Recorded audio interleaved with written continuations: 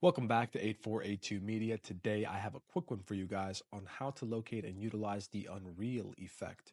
So initially what you're going to want to do is go to Media, click and drag your clip to the timeline. It's going to look like this.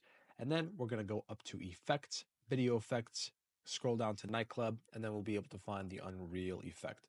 Click and drag it down to the timeline. We're going to bring it to, actually, instead of elongated for the entirety of the clip, we're going to just find a good position for this effect to take place. Perfect. And now with the effect being highlighted, we can go up to the special effects tab and mess with the speed of the effect. We're going to leave it at 100. So let's take a look.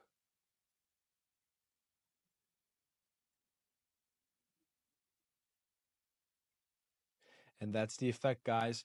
Thank you for watching. If this was helpful in any way, please leave a like down below. If you have any questions, comment down below. Thank you guys for watching and have a great day.